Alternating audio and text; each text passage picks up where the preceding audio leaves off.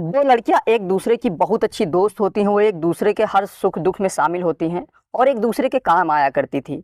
अक्सर दोनों ही लड़कियां कॉल गर्ल में काम करती हैं। जब जब उन्हें कहीं बुलाया आता था तो ग्राहक का सेवा करने वहां पहुंच जाती हैं। फिर एक लड़की का फ़ोन आता है और वो, क्योंकि अक्सर वो लड़की उस ग्राहक का हमेशा के लिए सेवा करने जाया करती थी, और लेकिन जब उसका फ़ोन आता है तो उसकी तबीयत ख़राब होती है। और तबीयत ख़राब होने की वजह से अपने दूसरी सहेली को फ़ोन करती है कि आज मेरी तबीयत ख़राब है, आज मेरा एक जगह से बुलाया आया है और मेरी तबीयत ख़राब होने की वजह से आज मेरी जगह वहाँ आपको जाना होगा, और आप वहाँ जाना और कस्टमर की अच्छे से सेवा करना ताकि कोई शिकायत ना आए। बात जब सहेली की आती है तो इस बात को गंभीरता से लिया जाता है और दूसरी सहेली वहाँ बुलावे पे जाती है और ग्राहक की अच्छे से सेवा करती है। सेवा कुछ इस तरीके से करती है कि कोई शिकायत ना आए, और उस सेवा के उसे कुछ ज़्यादा पैसे मिलते हैं। इस बात को बिल्कुल भी अंदाज़ा नहीं था कि हमें इस काम के लिए ज़्यादा पैसे मिलते हैं। और जब पैसे ज़्यादा मिलते हैं तो उसने ऐसा काम किया कि अपने ही सहेली का पत्ता साफ कर दिया। जब अपने सहेली का पत्ता साफ कर देते, दोनों सहेलियों में आपसी विवाद होता है। विवाद कुछ ऐसा होता है कि जो एक दूसरे पे जान छिड़कती थी, एक दूसरे पे मर मिटती थी, वो एक दूसरे की दुश्मन बैठती हैं। और यहीं से एक नई कहानी की शुरुआत होती है। कहानी कुछ ऐसी होती है कि जिन जिन लोगों ने जहाँ जहाँ तक ये कहानी पहुँचती है, जो जो लोग इस कहानी को सुनते हैं, वाकई में वो शर्मसार हो जाते हैं कि क्या ऐसा भी हो सकता है। लेकिन वाकई में जो आज की ये कहानी है, ये बड़ी दिलचस्प कहानी है। नमस्कार, मैं रामराज। आज की जो सच्ची घटना है, ये सच्ची घटना उत्तर प्रदेश का एक जिला है ऊधम सिंह नगर। इसी का एक शहर लगता है काशीपुर। दरअसल काशीपुर क्षेत्र का एक थाना है ITI थाना। वहाँ का रहने वाला एक व्यक्ति एक महिला को व्हाट्सएप पर कॉल करता है और कॉल करने के बाद कहता है कि मैडम, आज मस्ती करने का बहुत मन करता है और मुझे हो सके तो एक कॉल गर्ल यानी कि लड़की चाहिए होती है। जब लड़की की डिमांड की जाती है तो महिला कहती है कि लड़की का डिमांड आप किए हैं, लड़की आपको मिलेगी, लेकिन उसके लिए आपको कुछ पहले पैसे पे करने पड़ेंगे। और जब पैसे की बात आती है तो लड़का कहता है कि कोई बात नहीं, मैं पहले पैसा पे कर दूंगा, लेकिन उसके लिए मुझे ये चाहिए होती है कि आप किस तरह की लड़की भेजोगे। महिला कहती है कि ये बताइए पहले, आप लड़की आपको कुछ घंटों के लिए चाहिए या रात भर के लिए चाहिए। फिर वो व्यक्ति कहता है नहीं, मुझे पूरी रात के लिए लड़की चाहिए, और उसी तरीके से आप पैसे बजाओ कि पूरी रात की मुझे कितने पैसे पे करने का पड़ेंगे। तब वहाँ से वो कहती है कि आप पहले पैसे पे करो। फिर लड़का कहता है नहीं, पहले फ़ोटो भेजो। फिर कुछ फ़ोटो भेजे जाते हैं और लगभग 15 फ़ोटो भेजे जाते हैं, और 15 फ़ोटो में से उसे कोई भी फ़ोटो कोई पसंद नहीं आता है, क्योंकि 15 फ़ोटो में से उसे एक कोई लड़की चूज करनी थी जो लड़की उसे बुलावे पे मिलती। लेकिन उसे 15 फ़ोटो में से कोई भी लड़की पसंद नहीं आती है, और कहता है कि इसमें से मुझे कोई लड़की पसंद नहीं है, और अगर जो आपके पास इससे अच्छी भी लड़की हो तो उसका फ़ोटो भेजो, वरना रहने दो। जब बात अच्छी लड़की की आती है तो महिला कहती है कि अच्छी लड़कियों के लिए चार्ज कुछ ज़्यादा लगेगा। लड़का कहता है कोई बात नहीं, इसके लिए मैं तैयार हूँ। इसके लिए व्हाट्सएप पर लड़की के कुछ और फोटोग्राफ भेजे जाते हैं, और उन फोटोग्राफ में से कोई एक लड़की चुनना होता है, लेकिन फिर भी वो कोई फ़ोटो नहीं चुन पाता है ताकि उसे कुछ रकम बताई जाते। फिर दोबारा फिर उसके पास कॉल किया जाता है। जब 5-6 फ़ोटो फिर दोबारा आते हैं और उसमें से एक लड़की उसे पसंद आती है। फिर वो कहता है कि मुझे इसमें से एक लड़की पसंद है, और उसका फ़ोटो फिर दोबारा भेजता है कि मुझे ये लड़की चाहिए होती है। फिर वहाँ से कहती है कि इस लड़की को कुछ ज़्यादा आपको पैसे पे करने के पड़ेंगे और ज़्यादा पैसे देने पड़ेंगे। वो लड़का तैयार हो जाता है, कोई बात नहीं।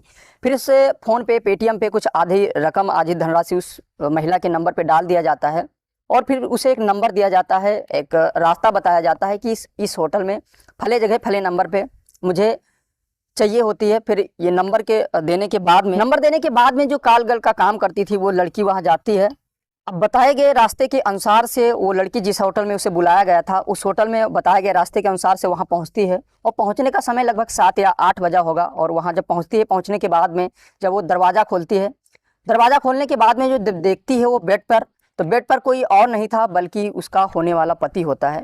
और जब वो लाइट जलाकर अपने पति को देखती है तो बिल्कुल अचंभित रह जाती है, बिल्कुल चौंक जाती है, और देखती ही कुछ उससे और उसके पति से कुछ कहासुनी हो जाती है। पति का नाम आलोक शर्मा होता है और पत्नी का नाम पूजा शर्मा होता है। देखते ही देखते कुछ ये पति पत्नी में कुछ ज़्यादा विवाद हो जाता है, और पत्नी कहती है यहाँ तुम क्या कर रहे हो, फिर पति कहता है यहाँ तुम क्या कर रहे हो।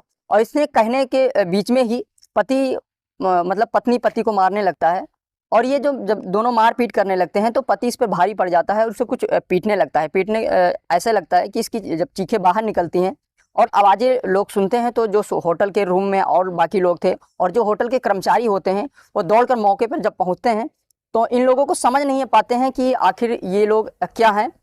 और जब ये बातें हो रही थी, आखिर तुम यहाँ क्या कर रहे हो, आखिर तुम यहाँ क्या कर रहे हो, तो लोगों के सामने से देखने में ये लग रहा था कि आखिर ये लड़की गलत कमरे में आई है। लेकिन गलत कमरे में वो नहीं आई थी, बिल्कुल सही कमरे में आई थी, क्योंकि उसे वहाँ बुलाया गया था, इसीलिए वहाँ गई थी। जब उसे मामला शांत कराया जाता है और कर्मचारियों द्वारा होटल के जब बाहर किया जाता है इन दोनों को, तो मामला जब होटल के बाहर निकलता है तो लोगों को समझ नहीं आता था कि आखिर ये कॉल गर्ल की लड़की है और ये अलग का लड़का है, आखिर ये बात क्या है। लेकिन जब पुरानी बातें आती हैं किसके सामने कि आपने इससे पहले मेरे साथ ये किया था, जब शादी हुई थी ये किया था, जब पुरानी बातें सामने रखी जाती हैं, जब ये मामला सड़क पर पहुंच जाता है, तो लोगों को यकीन होता है कि हाँ, ये घर का मामला था और आज ये होटल में आ चुका है। तो कभी कभी ये जो लड़का होता है कहता है कि मुझे बहुत दिन से इंतजार था कि मुझे आपको रंगे हाथ पकड़ने का, और आज मैंने आपको रंगे हाथ पकड़ लिया है। पत्नी कहती है कि मैंने आज आपको रंगे हाथ पकड़ रहा है। जब लोग उन्हें बाहर निकाले तो देखते देखते सड़क पर काफ़ी भीड़ लग जाती है और मौके पर पुलिस आ जाती है। पुलिस ने इन दोनों को हिरासत में लिया और हिरासत में लेने के बाद में आलोक शर्मा और पूजा शर्मा को दोनों को लेकर के ITI थाना पहुंच जाते हैं। और थाने में पहुंचने के बाद में इनसे दोनों से पूछताछ शुरू हो जाती है। में जाते हैं तो वहाँ पूछताछ शुरू होती है। पूछताछ में पति बताता है कि आज से कुछ समय पहले मेरी इनके साथ शादी हुई थी। शादी के बाद से ही ये ज़्यादातर अपने मायके में रहने लगती हैं और ससुराल में कम रहने लगती हैं। इससे मेरे घर वालों भी परेशान होते हैं, मेरी मम्मी पापा भी परेशान होते हैं। लेकिन क्या करें, ये हमारे घर पे ज़्यादा समय नहीं बिताती हैं और इसके चलते हम लोग काफ़ी परेशान रहते हैं। कुछ लोगों से पता चला कि तुम्हारी बीवी जो होती है ये धंधे वाली है, ये एक सेक्स रॉकेट का हिस्सा है। मुझे यकीन नहीं पड़ा, तब से मैंने इसके पीछे पड़ा और आज ये मुझे रंगे हाथ पकड़ ही। जब ये घर में कभी कभी ये पूछते थे कि मतलब आप हमारे घर क्यों नहीं आती है, तो ये पत्नी जो इनकी होती है पूजा शर्मा, ये बेवजह लड़ाई झगड़ा शुरू कर देती है और इसमें विवाद फैल जाता है। तो 2-3 साल पहले शादी हुई थी, लेकिन शादी जब 2-3 साल पहले शादी हुई थी और शादी ज़्यादा दिन टिक नहीं पाई और कुछ ही महीनों में शादी टूटने लगी और ये बिल्कुल टूटने के कागार पर आ जाती है और महिला जो ज़्यादातर वक्त अपना मायके में बिताने लगती है और उस ससुराल वालों से कोई मतलब नहीं रहता है। अब इसी को लेकर पति काफ़ी परेशान होता है, रिश्तेदारों से मदद मांगता है, लेकिन इसे कहीं से कोई मदद नहीं मिलती है। एक दिन वो बाजार जा रहा था और बाजार जाने वक्त उसे एक महिला मिलती है। वो महिला कोई और नहीं बल्कि उसके पत्नी की बिल्कुल खास दोस्त होती है, बिल्कुल खास मित्र होती है। वो कहती है कि जो तुम्हारी पत्नी है वो एक धंधे वाली के साथ काम करती है, वो एक सेक्स रॉकेट का हिस्सा है। जब ये बात सुनता है तो वो कहता है कि मुझे इस बात पर बिल्कुल यकीन नहीं होता है, तुम ये क्या कह रहे हो, ये मैं कैसे मान लूँ। लेकिन जो महिला होती है वो महिला जानती थी, क्योंकि इसके पत्नी का बिल्कुल खास सहेली होती है और दोनों ही एक दूसरे के ग्राहक के पास जाया आया करती थी, इसलिए उन्हें इस पर बड़ी कड़ी जानकारी होती है। जब आलोक कहता है कि मैं कैसे यकीन करूं इस बात को, तो महिला ने एक श्यामपुर की एक महिला होती है उसका नंबर देती है और नंबर देने के बाद कहती है कि आप जब को टाइम मिले तो इस नंबर पे कॉल करना। आलोक घर पे जाता है और घर पे 2-3 दिन समय बीत जाने के बाद में इत्मीनान से बैठने के बाद में उस नंबर पे कॉल करता है और कहता है मैडम मुझे एक लड़की चाहिए और उसके साथ मुझे कुछ वक्त बिताना है। ये उसकी प्लानिंग की पहली सीढ़ी थी और ये ऐसी प्लानिंग थी, जब उस महिला के पास कॉल करता है तो महिला को ज़रा सा भी पता नहीं चलता है कि मेरे साथ क्या होने वाला है। फिर महिला कहती है कि कोई बात नहीं, इसके लिए आपको कुछ एडवांस में पैसे पे करने पड़ेंगे। फिर आलोक कहता है कि कोई बात नहीं, मैं पे कर दूंगा। फिर उसके पास कुछ फ़ोटो भेजे जाते हैं, लगभग 15 या 16 फ़ोटो, और 15-16 फ़ोटो में से उसे कोई भी लड़की पसंद नहीं आती है, क्योंकि उसे अपनी ही पत्नी का तलाश था। फिर दोबारा कॉल करता है कि कोई अच्छी लड़की हो तो उसका फ़ोटो भेजो, नहीं तो मत भेजो। फिर वो दोबारा से 7-8 फ़ोटो भेजती हैं, उसमें से उसकी पत्नी का फ़ोटो होता है। वो अपने पत्नी का फ़ोटो चूज करता है और कहता है कि मुझे ये लड़की चाहिए, क्योंकि वो अपने पत्नी को रंगे हाथ पकड़ना चाहता था और शायद इसीलिए वो बताए गए होटल में बुलाया था। जो एक दूसरे को देखने के बाद में काफ़ी विवाद हो जाता है और वो जो महिला मिलती थी, जो बाजार जाने के बाद जो मिली थी, वो महिला ने पहले ही बोल दिया था कि आप उस होटल में बुलाना, क्योंकि उस होटल में उसकी पत्नी ही ज़्यादातर आया जाया करती है। जब ये दोनों वहाँ जाते हैं, पुलिस के सामने जब पूरी खबर पड़ती है तो पुलिस भी अपना मत्था पकड़कर बैठ जाती है कि क्या ऐसा भी होता है। लेकिन ये बात यही नहीं थमती है। जो महिला होती है पुलिस के सामने ही अपने पति को पीटना शुरू कर देती है।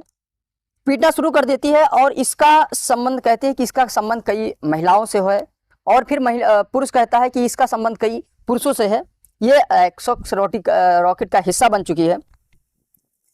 तब श्यामपुर के उस महिला को भी बुलाया जाता है जिस महिला ने इसको नंबर दिया था। फिर वहाँ बुलाया जाता है जहाँ ये श्यामपुर में ये सेक्स रॉकेट का हिस्सा बन करके वहाँ काम करती थी और वहाँ भी काफ़ी जांच होती है और जांच पड़ने के बाद में उस धंधे को बंद करवाया जाता है और ये दोनों जेल जाते हैं। जेल में मामला कुछ शांत करवाया जाता है। शांत करवाने के बाद में इन दोनों को घर भेज दिया जाता है, लेकिन मामला यहीं थमता नहीं है, झगड़ा कुछ और आगे बढ़ जाता है। दोस्तों, इस कहानी का सुनाने का मेन उद्देश्य किसी को परेशान नहीं, किसी को दिल दुखाना नहीं, बल्कि आप लोगों को जागरूक करना।